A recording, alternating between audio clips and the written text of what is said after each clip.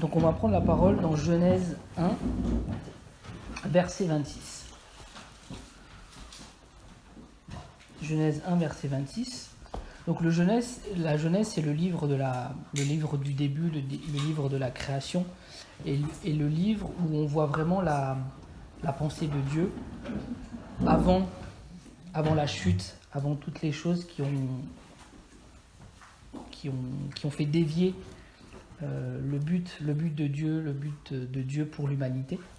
Donc il est dit dans Genèse 1, 26, « Puis Dieu dit, faisons l'homme à notre image, selon notre ressemblance. » Donc quand il est dit que Dieu fait l'homme à son image, c'est que Dieu fait de nous des êtres spirituels tout d'abord.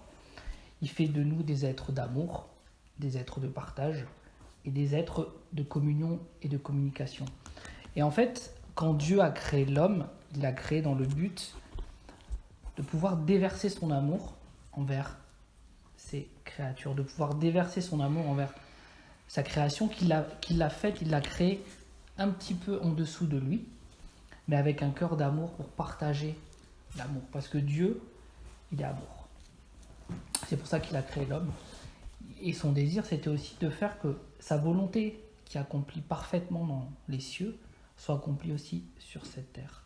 Il désirait que sa volonté parfaite s'accomplisse aussi sur cette terre, à travers l'homme, en l'associant à son royaume, en l'associant à sa gloire. Et Dieu fait tout selon une vision. Comme Dieu est omniprésent, omnipotent et omniscient, il fait tout selon une vision, même s'il savait d'avance qu'il y allait avoir la désobéissance. Mais il fait tout dans un but et selon son cœur. Et en fait, on pourrait se dire comment ça se fait que Dieu qui sait tout a permis qu'il y ait cet arbre. Il est dit, l'arbre de la connaissance du bien et du mal, où Dieu a dit dans Genèse 2, verset 16, « L'Éternel Dieu donna cet ordre à l'homme, « Tu pourras manger de tous les arbres du jardin, mais tu ne mangeras pas de l'arbre de la connaissance du bien et du mal, car le jour où tu en mangeras, tu mourras certainement. » Et on pourrait se dire, mais comment ça se fait que Dieu a permis qu'il y ait cet arbre qui puisse conduire à la mort? En fait, parce que Dieu, comme c'est un Dieu d'amour, c'est un Dieu qui laisse libre les personnes, donc il veut que les personnes, ses créatures, puissent le servir et lui obéir dans un libre arbitre, avec amour. Et en fait, comment on peut prouver son obéissance à Dieu si on n'a pas la possibilité de pouvoir lui désobéir? C'est-à-dire que Dieu a, entre guillemets, permis à l'homme de lui désobéir pour qu'il lui obéisse dans un libre arbitre. Donc on voit que Dieu, c'est pas un tyran qui oblige les personnes à le suivre, mais qui demande par amour à le suivre. Mais dans son amour, il a aussi donné un avertissement, parce que Dieu, c'est aussi un Dieu de loi, et il y a des lois dans le monde spirituel, dans le royaume de Dieu, qui s'appliquent, comme il y a une loi qui dit « le salaire du péché, c'est la mort ». Donc tous les hommes pêchent, c'est pour ça que tous les hommes meurent. Il est aussi dit, dans le royaume des cieux, il y a la loi de la foi. Donc la foi, c'est de croire ce que Dieu dit. Et quand on croit à ce que Dieu dit, ça amène la manifestation dans nos vies. Donc Dieu, c'est un Dieu d'amour, c'est un Dieu de vie, c'est un Dieu de paix, c'est un Dieu de joie, c'est un Dieu de bonne santé, c'est un Dieu de bonheur. Mais parce qu'il y a eu cette désobéissance d'Adam et de Ève, il y a eu la mort qui est rentrée. Et la mort, la tristesse, la peur, la crainte, la maladie, les malédictions. Donc toutes ces choses sont tombées sur la race humaine. Mais le plan de Dieu, ce n'était pas de laisser les hommes dans cet état-là, c'était de pouvoir les ramener à cet état de félicité, cet état de bonheur qu'il y avait avant la chute. Et c'est pour ça que Dieu lui-même est venu en la personne de Jésus-Christ. Quand on prend Genèse 3, verset 21, on voit que dès que Adam et Ève ont désobéi, ils ont été déconnectés de Dieu, mais Dieu a tout de suite trouvé une solution à leur problème. Il est dit dans Genèse 3, 21, « L'Éternel Dieu fit à Adam et à sa femme des habits de peau et il les en revêtit. » C'est-à-dire que comme ils ont été revêtus d'habits de peau, c'est-à-dire que des animaux ont été sacrifiés, c'est-à-dire que des innocents ont été sacrifiés pour racheter l'erreur d'Adam et Ève. Et en fait, ça, c'était les prémices de la venue de Jésus-Christ, l'innocent, avec un grand I, qui est venu pour racheter les pécheurs. Dieu lui-même a dû venir en chair, vivre une vie impérissable et mourir à notre place. Le péché, c'est la mort. Le sang, c'est la vie. Et la vie devait racheter la mort. C'est pour ça que dans la loi de Dieu, dans la pensée de Dieu, les sacrifices étaient obligatoires parce qu'il fallait que des innocents payent à la place des coupables. Et c'est pour ça que Jésus il est venu, pour payer à la place des coupables. L'amour de Dieu a été manifesté par Jésus-Christ, mais aussi sa justice, parce que Dieu est rempli d'amour, mais il est en même temps juste et saint, et il ne peut pas laisser le pécheur impuni. Et c'est pour ça que Jésus est venu payer le prix à notre place. Le juste à la place de l'injuste, le parfait à la place des imparfaits. C'est pour ça que Jésus est allé à la croix. C'était le seul moyen de rachat possible de nos âmes, à la rédemption de notre esprit. Et le salut est très facile, il suffit simplement de invoquer le nom du Seigneur Jésus, parce que la parole de Dieu a dit « Quiconque invoquera le nom du Seigneur Jésus sera sauvé ». Donc pour être sauvé, pour avoir le salut de notre âme, il n'y a aucune bonne œuvre, il n'y a aucune capacité personnelle, c'est uniquement grâce à ce qu'a fait le Fils de Dieu pour nous. Afin que personne ne se glorifie, parce que la place qu'on a au ciel grâce à notre Seigneur Jésus-Christ, la gloire revient à lui seul, parce que c'est lui qui a accompli ce prix. Nous, on a simplement à reconnaître que nous sommes pécheurs, parce que nous avons tous péché, que ce soit par une parole, que ce soit par une attitude, que ce soit par des mots, que ce soit par des actes. Et c'est ça qui nous déconnecte de Dieu. Et Jésus vient rétablir la connexion avec Dieu, par son sacrifice et par son amour. Donc nous, on a juste à reconnaître nos péchés. À ce moment-là, on devient une nouvelle personne. On passe des ténèbres à la lumière. On passe du royaume des ténèbres au royaume de la lumière. Et ensuite, le but de la vie chrétienne, c'est le Seigneur qui va commencer à se révéler de plus en plus à nous, parce qu'il veut créer une relation avec nous, une relation d'amour. Et plus on va avancer avec le Seigneur, et plus il y a cette relation qui va se mettre en place. Et le Seigneur va continuer à faire une œuvre en nous pour nous transformer de plus en plus à l'image du Seigneur. Parce que ce que Dieu veut faire dans son plan parfait, c'est d'amener des pécheurs à l'état de saints dans toutes les parties de notre être, esprit, âme et corps. Et c'est ça en fait la bonne nouvelle. Et en plus de ça, c'est tout l'héritage que nous avons en Jésus-Christ pour nos vies, pour la vie de nos familles, c'est-à-dire la paix intérieure, la bonne santé, les bénédictions, le Seigneur qui nous garde de tout accident, qui garde nos enfants, qui les bénit, qui nous donne de quoi manger, un toit où dormir. Voilà, c'est toutes ces choses-là que le Seigneur veut faire dans nos vies. Et il se fait encore plus que nous une joie de nous bénir et de nous faire du bien. Et toutes ces bénédictions, elles ont été accomplies en Jésus-Christ. Donc nous maintenant, ce qu'on a à faire pour pouvoir accéder à toutes ces choses-là, c'est de méditer la parole de Dieu, de la croire, et ensuite toutes ces choses-là vont arriver dans nos vies petit à petit, jusqu'au but final d'être parfait, esprit, âme et corps, et de pouvoir partir à la rencontre de notre Seigneur. Donc c'est ça en fait le message de l'Évangile en quelques minutes. Donc maintenant en fait l'enseignement de ce soir, ça va être sur comment être sûr d'obtenir les promesses du Seigneur pour nos vies, comment pouvoir y accéder de la bonne manière et amener ces choses-là rapidement dans nos vies, parce qu'il y a beaucoup de choses que le Seigneur veut faire rapidement dans nos vies.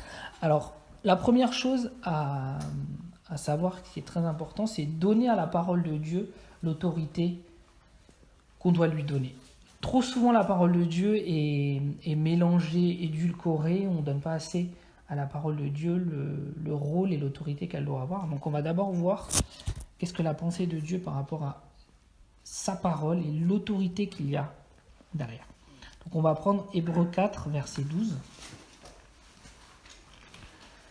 Hébreux 4, verset 12 nous dit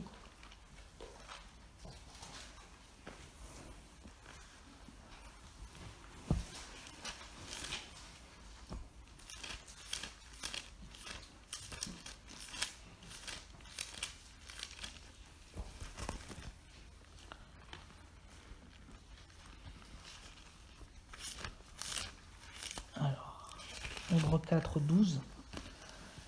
Car la parole de Dieu est vivante et efficace. Donc tout d'abord, c'est important de savoir que la parole de Dieu, donc de Genèse à Apocalypse, et encore plus le Nouveau Testament à partir des évangiles jusqu'à Apocalypse, la parole de Dieu, elle est vivante. Donc il y a vraiment la vie dans la parole de Dieu. Et donc la vie, elle sert à quoi? Elle sert à stopper la mort. Elle sert à stopper tout ce qui vient de la mort, tout ce qui vient des ténèbres. Donc la parole de Dieu, elle est vivante. Il y a des fleuves d'eau vive qui sortent de la parole. Et elle est efficace. C'est-à-dire que la parole de Dieu, quand on la prend dans son autorité avec un grand A, elle donne la vie et elle est efficace. C'est-à-dire qu'elle amène le but qu'elle déclare là. Plus tranchante qu'une épée quelconque à 2 tranchants.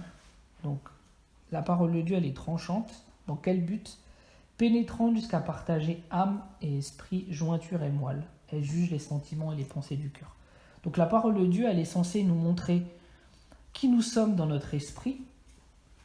Et elle est censée en fait faire une œuvre de séparation entre notre esprit et notre âme, afin que la perfection qu'on a déjà dans notre esprit puisse découler au niveau de notre âme, et faire que toutes les forteresses, tous les mensonges, toutes les fausses conceptions qu'on a encore dans notre âme puissent être lavées par l'eau de la parole. Nulle créature n'est cachée devant lui, mais tout est nu et découvert aux yeux de celui à qui nous devons rendre compte. Et c'est-à-dire que lui, le Seigneur, quand il regarde avec son œil perçant en nous, lui, il voit en fait la lumière que nous sommes déjà dans notre esprit au moment de notre nouvelle naissance. Notre esprit qui était dans les ténèbres est recréé à neuf par Dieu dans une justice et une sainteté que produit la vérité. Mais le Seigneur, il voit aussi les impuretés qu'il y a encore au niveau de notre âme. Et en fait, vu que le Seigneur voit cela, il va nous guider, il va nous montrer en fait comment par sa parole on va pouvoir éliminer ces impuretés afin que notre âme soit de plus en plus purifiée pour la gloire de Dieu. Donc la parole de Dieu, elle est vivante et elle est efficace pour cette œuvre de sanctification en nous, afin qu'on soit libre des fardeaux, qu'on soit libre de l'incrédulité, qu'on soit libre de toutes les fausses conceptions qu'on a pu recevoir dans notre enfance, qu'on a pu recevoir par notre éducation, qu'on a pu recevoir par notre culture. Voilà, donc on a besoin d'être lavé au niveau de notre âme, et ça c'est l'œuvre de la parole de Dieu. Et comme le Seigneur y voit, il va nous guider dans ces choses-là pour amener l'œuvre en nous. Ensuite, on va aller dans 2 Corinthiens 4, verset 2.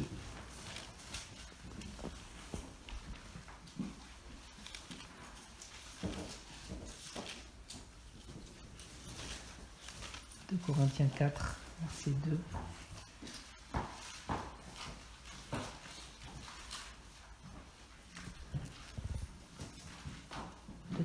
Corinthiens 4, 2 nous dit « Nous rejetons les choses honteuses qui se font en secret. Nous n'avons point une conduite astucieuse. » Donc la conduite astucieuse, c'est être différent entre comme on est dans notre vie privée et comme on est dans notre vie publique. Et nous n'altérons point la parole de Dieu. Donc donner l'autorité à la parole, c'est de ne point l'altérer. C'est de ne point l'adapter à la période dans laquelle on vit. C'est de ne point l'adapter à notre situation. C'est de ne point l'adapter à comment cela nous arrange.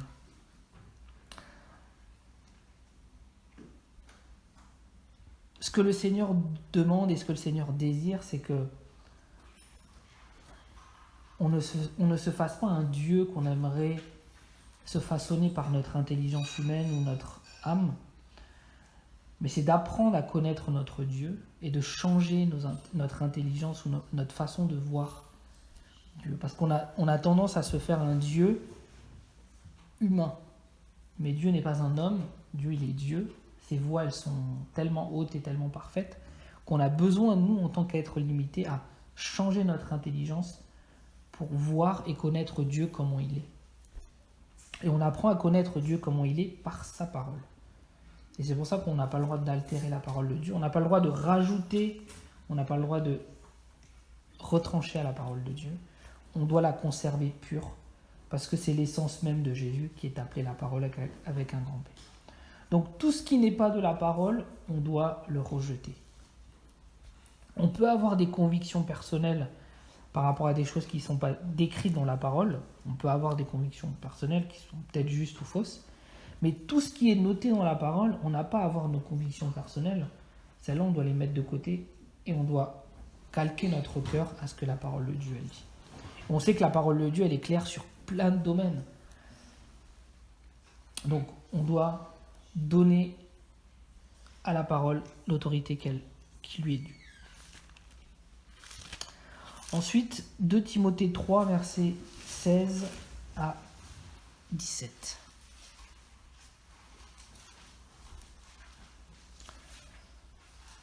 Où il est dit « Toute écriture ou toute l'écriture est inspirée de Dieu. » C'est-à-dire que chaque verset est inspiré par le cœur de Dieu.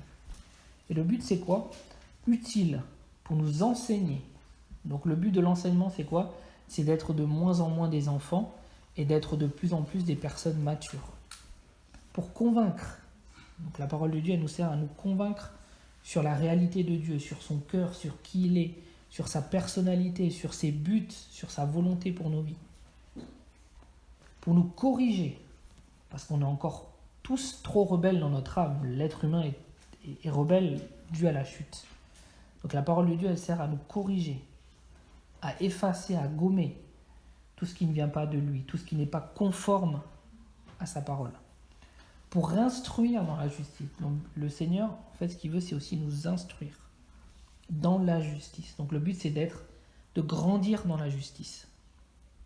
Plus on grandit dans la justice, et plus on voit qu'une personne est mature dans la foi. C'est ça qui fait vraiment la maturité, c'est la justice.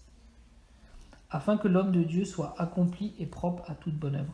En effet, pour qu'on soit accompli et propre aux bonnes œuvres, en fait, les bonnes œuvres, c'est les œuvres que le Seigneur a prévues d'avance, qu'on accomplit. Donc les œuvres faites par l'Esprit, ben, on a besoin de toute cette partie-là. Plus la chair est crucifiée, et plus on va pouvoir faire et accomplir les œuvres que le Seigneur nous demande de faire. Et plus on rentre dans ces œuvres, plus le nom de Dieu est glorifié, et plus nous aussi on aura des récompenses. Parce qu'il est dit qu'on aura des récompenses quand on va passer par le tribunal de Christ, nous aurons des récompenses pour les œuvres qui ont été faites dans l'Esprit. Donc le but du Seigneur, c'est aussi cela. Ensuite, on va aller dans Matthieu 24, verset 35. Matthieu 24, verset 35.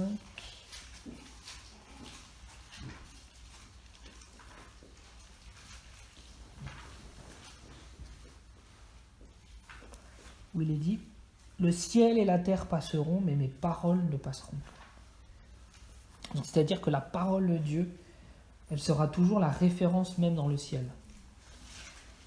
Et on ne pourra jamais accuser Dieu de quelque chose parce que Dieu dira « Non, j'ai noté ça dans ma parole. » Et nous, en fait, la seule chose qu'on avait à faire, c'était simplement de la croire. Parce que Dieu a mis en nous la capacité de croire. Il a mis en nous cette mesure de foi nécessaire. Donc, les paroles du Seigneur ne passeront jamais. Donc, même dans le ciel, il y aura toujours, entre guillemets, la parole, la Bible qui sera autorité.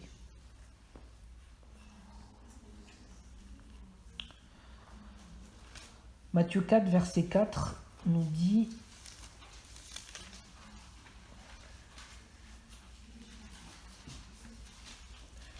Jésus répondit, il est écrit, l'homme ne vivra pas de pain seulement, mais de toute parole qui sort de la bouche de Dieu. » Donc si on veut vivre sur cette terre, si on veut être bien, si on veut prospérer à tous égards et être en pleine santé, comme prospère l'état de notre âme, ben on a besoin de nous nourrir de la parole de Dieu. Tous ceux qui dépérissent, c'est parce qu'ils ne se nourrissent pas qu'ils se nourrissent pas assez de la parole de Dieu ou qu'ils ne se nourrissent pas de la bonne manière. Mais Dieu ne veut pas qu'on dépérisse, il veut qu'on soit verdoyant, rempli de vie, rempli de bonté. Mais là, on doit se nourrir de la parole de Dieu. Comme on se nourrit quotidiennement, humainement parlant, ben on a besoin de nous nourrir spirituellement pour être bien et verdoyant.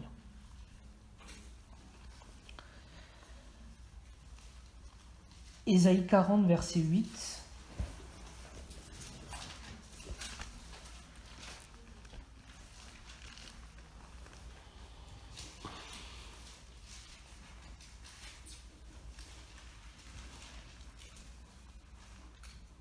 40, verset 8, nous dit « L'herbe sèche, la fleur tombe, mais la parole de notre Dieu subsiste éternellement. » Donc, elle subsiste éternellement. Elle ne change pas. Elle ne varie point. Elle est bonne. Elle nous révèle le cœur de Dieu. Elle nous purifie, elle nous sanctifie, elle nous affranchit, elle nous guérit. Il y a tout dans la parole de Dieu. Donc, premier point, donner à la parole de Dieu l'autorité qu'on doit lui donner. Ensuite, le deuxième point, donc le but, c'est toujours pour obtenir les promesses du Seigneur dans nos vies. Donc, premier point, l'autorité de la parole. Le deuxième point, c'est recevoir la parole. Donc, on va aller dans Colossiens 3, verset 16. Donc, pour recevoir la parole de la bonne manière, il faut donner à la parole l'autorité. Donc, chaque verset a été inspiré par le Saint-Esprit. Bien sûr, ça a été écrit par des hommes, mais ils ont été simplement des canons. C'est l'Esprit de Dieu qui a inspiré chaque mot. Colossiens 3, verset 16, où il est dit que la parole de Christ demeure en vous dans toute sa richesse. Donc la première chose qu'on doit en faire, après avoir compris qu'est-ce que la parole, c'est de la, comme il dit au verset 16, c'est de la faire demeurer dans toute sa richesse. Donc demeurer, c'est quoi? C'est quand quelqu'un demeure dans un endroit, c'est qu'il y habite. Donc nous, on doit faire habiter la parole du Seigneur en nous. Au plus profond de nous, la parole du Seigneur doit être là et habiter dans sa vérité, dans sa plénitude. Ne surtout pas faire comme Adam et Ève, enfin comme Ève, qui a à un moment donné changé. Et parce qu'elle a changé, qu'est-ce que ça a amené? La mort. Pour nous, c'est pareil. Si on ne demeure pas dans toute la richesse de la parole de Christ, c'est la mort qui va arriver. Donc nous, notre devoir, c'est de garder cette parole en plénitude en nous. Que la parole de Christ demeure en vous dans toute sa richesse, c'est-à-dire selon comment le Seigneur l'a donné, comment le Seigneur l'a donné. Donc c'est à nous de revenir régulièrement sur les versets qui sont importants afin de pouvoir la garder de la bonne manière. Et les versets importants, c'est surtout les versets pour notre paix intérieure, pour le bien-être de notre âme, pour notre corps, pour les finances, pour nos familles, pour les victoires dans tous les domaines. On a besoin vraiment de se nourrir de ces passages clés pour ne pas couler et être toujours fort dans le Seigneur.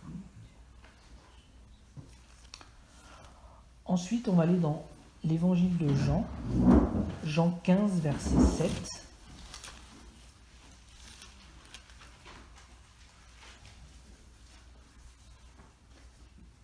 Jean 15, verset 7, il est dit « Si vous demeurez en moi et que mes paroles demeurent en vous, demandez ce que vous voudrez et cela vous sera accordé. » Donc, que la parole de Dieu demeure dans toute sa richesse et nous, en fait, on se doit de demeurer dans le Seigneur. Sachant que la parole de Dieu, elle nous dit qu'on demeure déjà en lui, parce qu'on est celui qui s'attache au Seigneur est un seul esprit avec lui. Donc on est déjà en lui et il est déjà en nous. Maintenant, c'est qu'est-ce qu'on fait, nous, au quotidien, pour rester dans cette communion avec le Seigneur. Donc nous, on doit chercher à demeurer en lui, c'est-à-dire de nourrir cette relation avec le Seigneur au quotidien. Et à ce moment-là, quand on est dans cette relation, dans ce partage et cette demeure partagée, à ce moment-là, on peut demander les choses et on sait qu'elles nous seront accordées parce qu'on va faire des prières selon la volonté du Seigneur et notre conscience est libre. Ce seront des prières qui seront faites avec foi et qui vont amener la manifestation. Donc nous, notre devoir, c'est de demeurer dans le Seigneur et que ses paroles demeurent en nous. Il y a un lien entre le fait de demeurer dans le Seigneur et que sa parole demeure en nous. Parce que quand on demeure dans le Seigneur, lui, le Seigneur, qu'est-ce qu'il nous rappelle? C'est sa parole. C'est toujours sa parole qui va nous rappeler. Il ne nous parlera jamais de quelque chose contraire à sa parole. Ensuite, on va aller dans 1 Jean 2, verset 14. 1 Jean 2, verset 14, qui nous dit: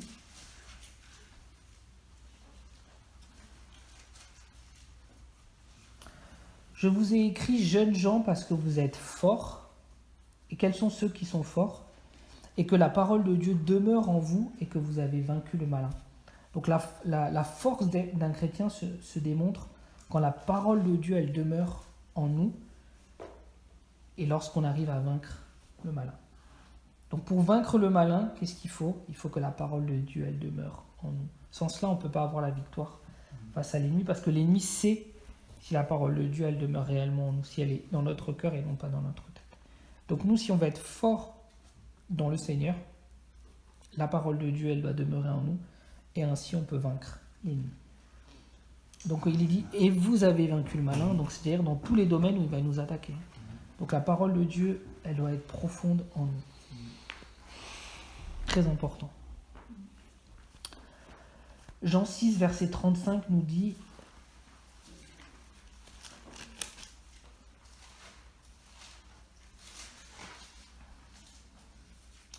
Jésus leur dit: Je suis le pain de vie.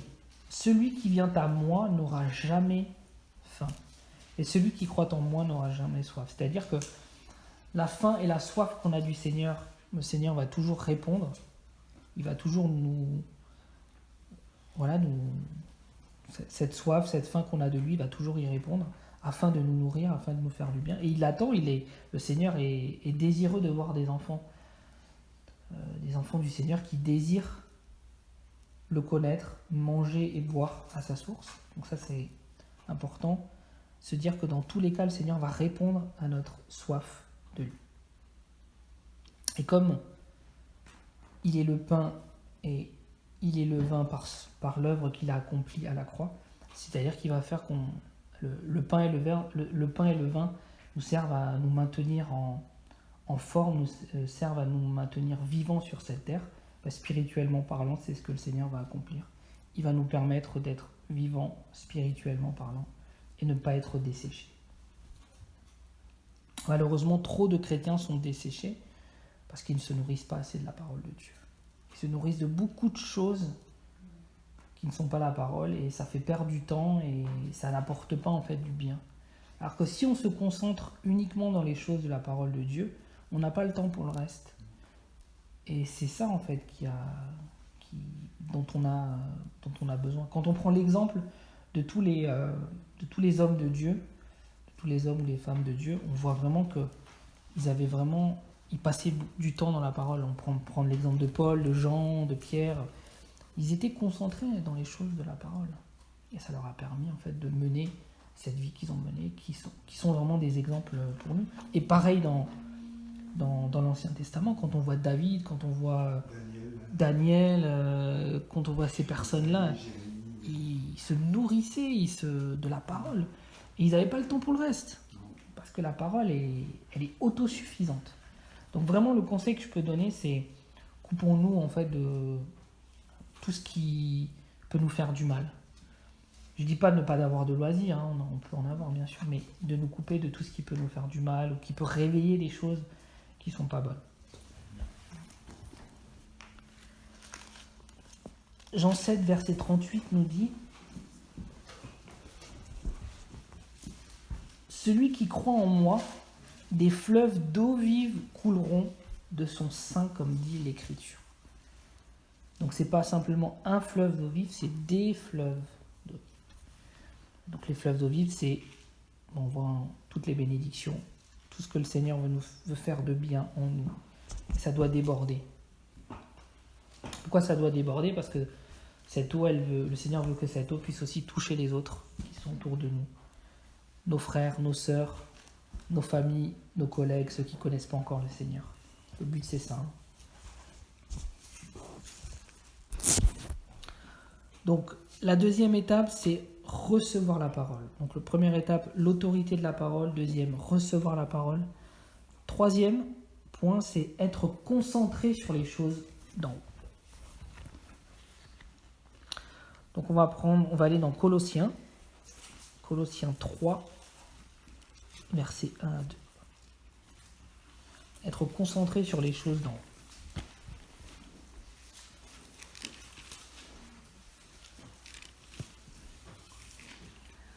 Si donc vous êtes ressuscité avec Christ, et nous le sommes, il est dit qu'on est ressuscité avec Christ, ce qu'on manifeste aussi dans le baptême. Quand on est baptisé, on est ressuscité avec Christ, mort et ressuscité avec Christ. Cherchez les choses d'en haut, où Christ est assis à la droite de Dieu. Donc nous, on doit les chercher, parce qu'il est dit, cherchez et vous trouverez. Attachez-vous aux choses d'en haut et non à celles qui sont sur la terre. Là, c'est vraiment un ordre du Seigneur, un ordre, un conseil. Attachons-nous aux choses d'en haut et pas à celles qui sont sur la terre. Si on a un attachement sur les choses de la terre, ça nous déconnecte de l'attachement aux choses d'en haut. Quand Ève a observé le fruit, elle était tellement concentrée sur le fruit qu'elle n'a plus pensé à ce que Dieu a dit. Elle a été séduite. Et nous, c'est un enseignement pour nous. Si on regarde aux fruits, on oublie ce que Dieu dit. Donc ne regardons pas aux fruits, mais regardons à ce que le Seigneur nous dit. Matthieu 6, 33. Matthieu 6, 33 nous dit...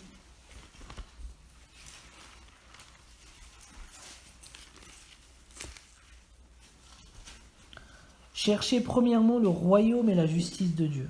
Donc en premier, le royaume et la justice de Dieu, et toutes ces choses vous seront données par-dessus. Donc tout le reste, travail, mariage,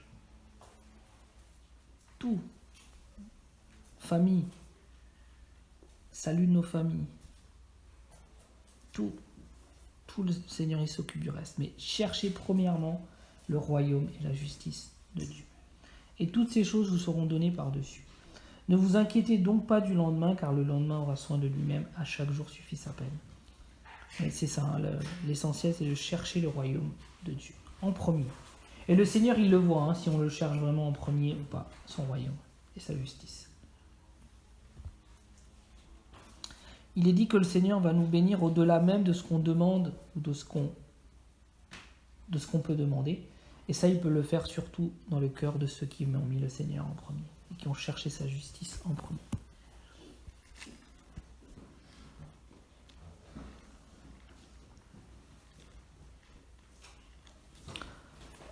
Ensuite, on va aller à nouveau dans Hébreux. Hébreux 12, verset 2.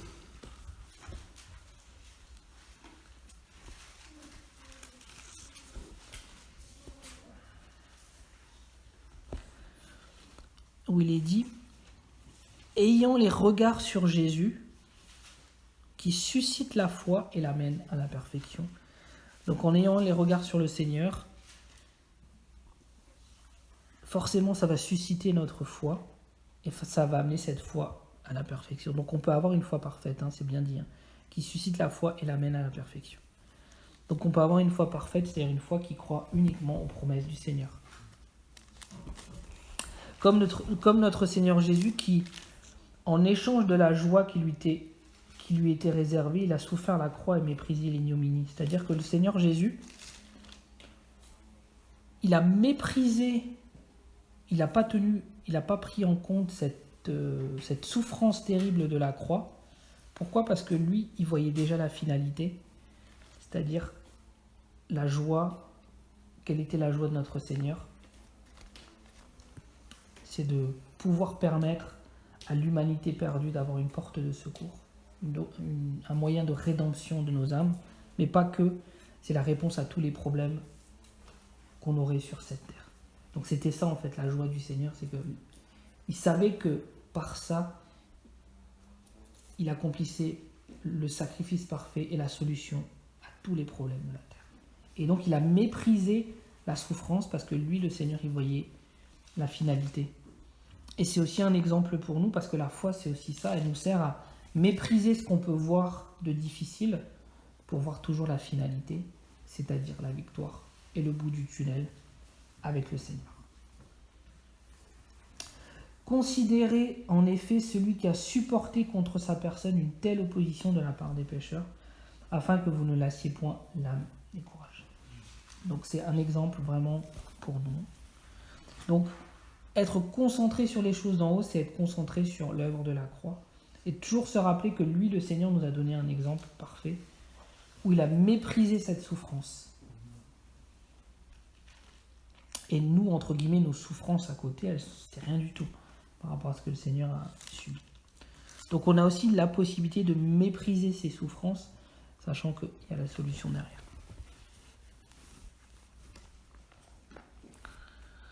Donc, autorité de la parole, recevoir la parole, être concentré sur les choses d'en haut.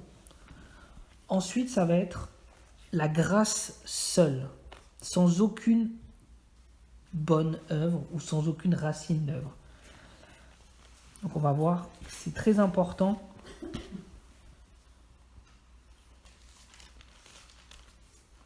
Donc Romains 4, verset 5. Dieu nous aime, quel que soit ce qu'on fait. Qu'on soit hyper charnel ou qu'on soit hyper spirituel, le Seigneur nous aime de la même façon. Donc il n'y a pas de mérite. Donc c'est pas de notre mérite qui vont amener les choses. Le mérite, ça c'est les religions. Le mérite, c'est l'ennemi qui pense qu'on les œuvres. C'est pour ça que toutes les religions sont dans les œuvres. Alors qu'avec le Seigneur Jésus, il n'y a pas de mérite, il y a uniquement la grâce. C'est pour ça que le pire des satanistes, il peut être sauvé. Parce qu'il est au même stade que nous avant de connaître le Seigneur. Il n'y a pas de gros pécheurs ou de petits pécheurs. La parole de Dieu nous dit que nous avons tous péché. Et nous sommes tous privés de la gloire de Dieu. Donc Romains 4, 5 nous dit « Et à celui qui ne fait point d'œuvre, mais qui croit en celui qui justifie l'impie, sa foi lui imputée à justice. » Donc, la grâce, c'est uniquement le fait d'être justifié. Nous, on était des impies avant, des injustes. On est justifié par notre Seigneur Jésus. Donc, il n'y a point d'œuvre, il n'y a point de mérite. Romains 4, verset 16 nous dit « C'est pourquoi les héritiers le sont par la foi, pour que ce soit par grâce. » Donc pareil, la grâce. Le don gratuit, le cadeau immérité par l'œuvre de Jésus. Romains 3, versets 21 à 24 nous dit « Mais maintenant, sans la loi, est manifestée la justice de Dieu. » Donc la justice de Dieu, elle n'est pas manifestée par la loi, c'est-à-dire elle n'est pas manifestée par le fait de mettre en œuvre des choses ou d'appliquer des choses. Elle est manifestée, cette justice de Dieu, comment ? Parce que Jésus a accompli à la croix. À laquelle rendent témoignage la loi et les prophètes. En effet, la loi et les prophètes, ils rendaient témoignage de quoi ? De ce que le Messie allait venir mourir sur une croix. Ésaïe 53 est clair, et toutes les prophéties qui parlent du Seigneur. Justice de Dieu par la foi en Jésus-Christ pour tous ceux qui croient. Donc c'est justice de Dieu par la foi seule. Il n'y a point de distinction. Donc le Seigneur ne fait pas de favoritisme dans les chrétiens, mais il ne fait pas non plus de favoritisme dans les pécheurs. Donc, toute personne a accès à la grâce, quel que soit le péché que la personne a accompli. Que ce soit un pédophile, que ce soit un sataniste, que ce soit un franc-maçon, ils ont tous accès à la grâce. Parce que Jésus a porté les péchés de tous les hommes. Et ça nous libère vraiment du mérite personnel, parce qu'on a trop tendance à croire qu'on mérite quelque chose, mais alors qu'on ne mérite rien. Justice de Dieu par la foi en Jésus-Christ pour tous ceux qui croient. Il n'y a point de distinction, très important, car tous ont péché et sont privés de la gloire de Dieu. Et ils sont gratuitement justifiés par sa grâce, par le moyen de la rédemption qui est en Jésus-Christ. C'est lui que Dieu a destiné à être, par son sang pour ceux qui croiraient, victime propitiatoire. Donc c'est un acte sacrificiel offert à Dieu pour le pardon des péchés. Afin de montrer sa justice, parce qu'il avait laissé impunis les péchés commis auparavant au temps de sa patience. Il montre ainsi sa justice dans le temps présent, de manière à être juste, tout en justifiant celui qui a la foi en Jésus. Donc, la foi seule. Donc on ne peut même pas se poser de questions en disant mais est-ce que le Seigneur peut pardonner tel ou tel homme? Mais bien sûr qu'il peut pardonner, parce qu'il a porté les péchés de cette personne. Toute personne qui se tournera vers lui sincèrement et demandera pardon au Seigneur, le Seigneur lui pardonnera. Quelles que soient les atrocités que cette personne aura faites. Donc, l'importance de la grâce et de la grâce seule sans aucun mérite. Ensuite, l'autoresponsabilité, c'est-à-dire l'importance de se regarder à soi seul et de se juger soi-même. C'est vrai qu'on a trop facilement tendance à voir le défaut des autres, mais Dieu il veut qu'on regarde à nous-mêmes. Parce que quand on regarde à nous-mêmes, déjà le Seigneur il aime, et ça va nous permettre de voir les autres avec un regard d'amour et de pouvoir prier pour eux. Et la prière du juste est d'une grande efficacité. Donc quand on prie pour un frère ou une sœur, on peut être sûr que le Seigneur va travailler le cœur de la personne. Donc l'autoresponsabilité. Ne jamais mettre la responsabilité sur quelqu'un d'autre, ou ne jamais regarder à l'autre mais à soi. On va aller dans Job 19, verset 4.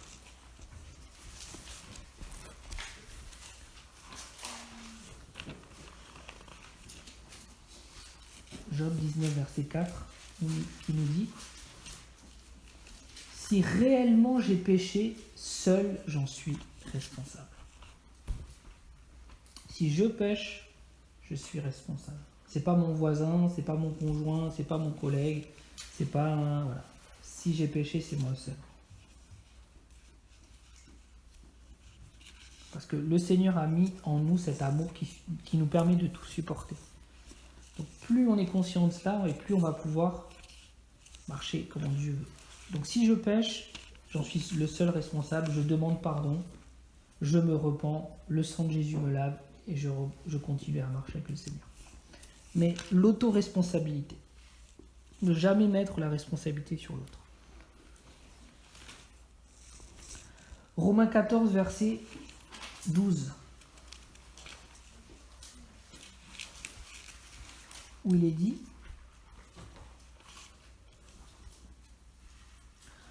« Ainsi chacun de nous rendra compte à Dieu pour lui-même. » Donc le Seigneur, on lui rendra compte que pour nous.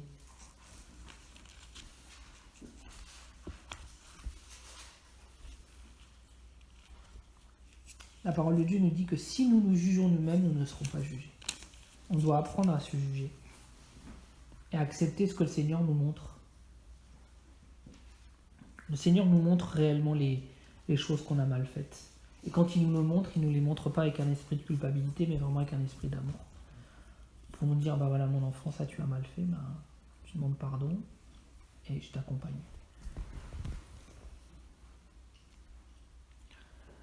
Marc 6, verset 12 nous dit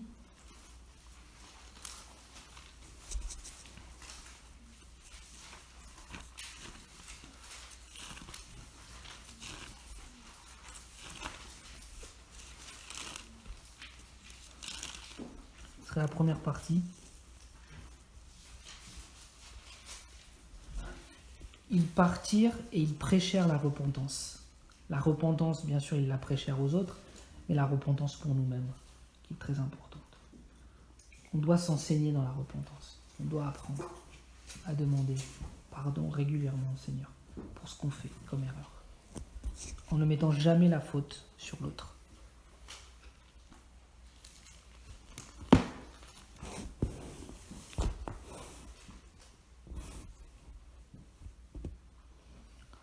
Jean 15, verset 22 nous dit « Si je n'étais pas venu et que je ne leur ai point parlé, ils n'auraient pas de péché. Quand il est dit ils n'auraient pas de péché, c'est dans le sens que, en fait, c'est moins grave devant Dieu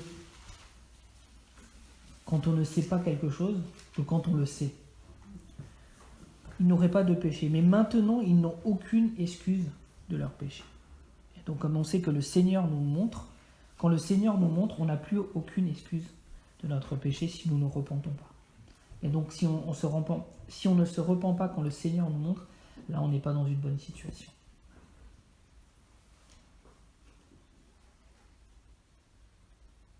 Celui qui me haït aussi mon Père.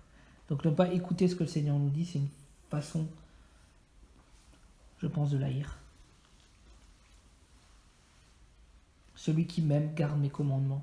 Donc, celui qui me haït, c'est celui qui ne les garde pas. Celui qui désobéit. Après que le Seigneur lui ait montré.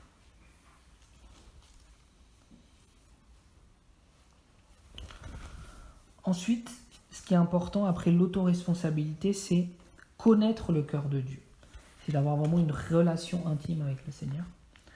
Donc on va prendre Jean 14, verset 7, qui nous dit, donc la relation intime, elle est vraiment à créer par le Seigneur, elle est à rechercher. Je pense que la bonne manière pour créer une relation avec le Seigneur, c'est de pouvoir être dans des moments de silence, quand on est au calme, et de dire, voilà, Seigneur, parle-moi, et après on est là, on attend. Et on se laisse remplir de son amour. Et là, le Seigneur nous dit des choses merveilleuses. C'est important d'être dans le silence, dans notre relation avec le Seigneur. Si vous me connaissiez, vous connaîtriez aussi mon Père. Et dès maintenant, vous le connaissez et vous l'avez vu. Donc en fait, le Seigneur, il veut nous dire que quand on voit le Seigneur, Jésus, en fait, c'est on voit le Père. Et quand on voit le Seigneur Jésus, qu'est-ce qu'il faisait? Il passait son temps, le Seigneur, à faire du bien, à sauver, à libérer, à guérir, à bénir, à encourager, à exhorter, à aimer. Donc c'est ça en fait le Seigneur. Plus on le connaît et plus on est dans ces choses-là. Et donc en fait ça laisse la place à aucun murmure. Ça laisse la place à aucun sentiment de solitude. Ça laisse la place à aucun fardeau. Parce qu'il est là. Et plus on apprend à connaître le Seigneur, et plus on est conscient de sa présence avec nous, en nous à tout moment. Donc on est libre de la peur, on est libre de la crainte. On peut aller partout, le Seigneur nous envoie. On n'est pas limité.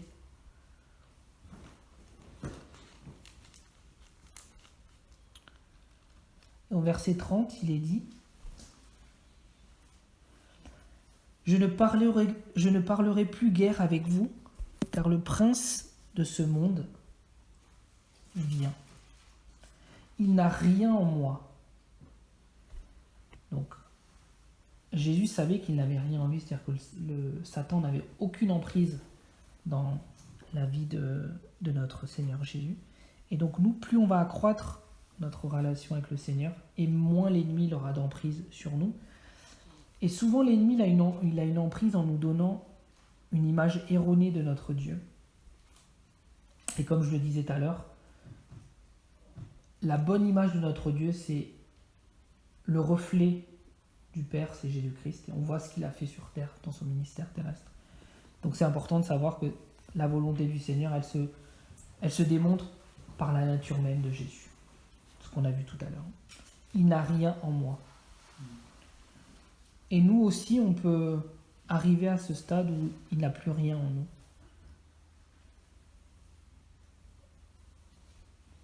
Et une des plus grosses choses que l'ennemi met et dont il faut vraiment se libérer, c'est le manque de pardon. On doit apprendre à pardonner très rapidement. Même les gens qui nous ont fait beaucoup de mal, on doit apprendre à les pardonner.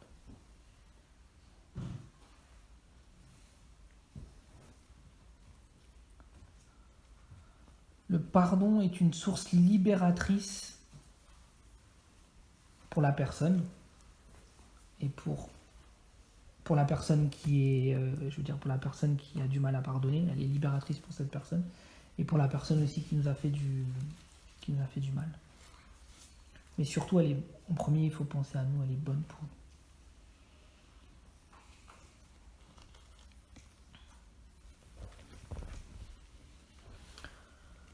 Donc, je reprends. Autorité de la parole, recevoir la parole, être concentré sur les choses d'en haut, la grâce seule, sans aucune capacité ou une œuvre personnelle, l'autoresponsabilité, connaître le cœur de Dieu. Et pour finir, on va prendre 2 Corinthiens 1, 17-20, c'est être rempli de conviction. L'important c'est d'être rempli de conviction. Il vaut mieux avoir des convictions qui sont fausses, mais au moins on est rempli de conviction avec l'amour de la vérité, et à un moment le Seigneur va nous montrer, qu'être partagé. 2 Corinthiens 7. 2 Corinthiens 1, 1. 2 Corinthiens 1, verset 17 à 20. D'accord. Donc, être rempli de conviction. Alors, bien sûr, notre conviction, elle ne peut pas être contraire à la parole. Si le Seigneur nous montre quelque chose dans sa parole, ben, on doit simplement obéir. On ne peut pas se dire, oui, moi j'ai la conviction que... moi j'ai la conviction que je peux voler dans la caisse chez mon employeur parce que je veux faire du bien à mes frères et sœurs. C'est pas une conviction qui vient du Seigneur. La parole de Dieu elle est claire par rapport à ça, mais je veux dire, il faut être des personnes de conviction. 2 Corinthiens 1, versets 17 à 20, où il est dit « Est-ce qu'en voulant cela, j'ai donc usé de légèreté ?» Donc en fait, juste avant, il parle de... en fait, Paul parle de ce qui fait sa gloire, c'est le témoignage de la conscience, qu'il a toujours été conduit dans le monde, et surtout à l'égard des frères et sœurs, de la bonne manière, sainteté, pureté devant Dieu. Donc en fait, il dit que voilà, c'est ça l'œuvre du Seigneur et qu'il s'est conduit de la bonne manière. Et ensuite, il est dit, est-ce qu'en voulant cela, j'ai donc usé de légèreté, ou bien mes résolutions sont-elles des résolutions selon la chair ? Et comment on peut voir qu'on a des résolutions charnelles ? De sorte qu'il y a en moi le oui et le non. C'est quand on est partagé, on ne sait pas trop, oui, peut-être, Seigneur, ouais, si tu veux, peut-être. Ça, c'est pas bon. Aussi vrai que Dieu est fidèle, la parole que nous vous avons adressée n'a pas été oui et non. On ne doit pas être ballottant. Car le Fils de Dieu, Jésus-Christ, qui a été prêché par nous au milieu de vous, par moi, par Sylvain et par Timothée, n'a pas été oui et non, mais en lui, il n'y a que oui. Car pour ce qui concerne toutes les promesses de Dieu, c'est en lui qu'est le oui. C'est pourquoi encore l'Amen par lui est prononcé par nous à la gloire de Dieu. Et celui qui nous a fermis avec vous en Christ et qui nous a oints, c'est Dieu, lequel nous a aussi marqués d'un sceau et a mis dans nos cœurs les arts ou les acomptes de l'esprit. Quand les cœurs, là, ça parle de l'esprit. Or, je prends Dieu à témoin sur mon âme que c'est pour vous épargner que je ne suis pas allé à Corinthe. Non pas que nous dominions sur votre foi, mais nous contribuons à votre foi, car vous êtes fermes dans la foi. Donc là, le Seigneur, il nous dit vraiment l'importance d'être des personnes de conviction. Des personnes de conviction aussi dans nos prières, sachant que tout ce qu'on demande de nos prières, c'est sûr, le Seigneur veut nous les donner. Il a déjà mis cet héritage en nous, il a déjà mis cet héritage dans notre esprit, et maintenant on n'a plus qu'à laisser ces choses découler de nous par la foi et par toutes les choses que j'ai dites. Et en étant dans cet état d'esprit, on va vraiment permettre à ce que toutes les prières et les promesses du Seigneur puissent s'accomplir dans nos vies, afin que Dieu soit glorifié, afin que nous on soit bénis et heureux sur cette terre, parce que c'est ça la volonté du Seigneur.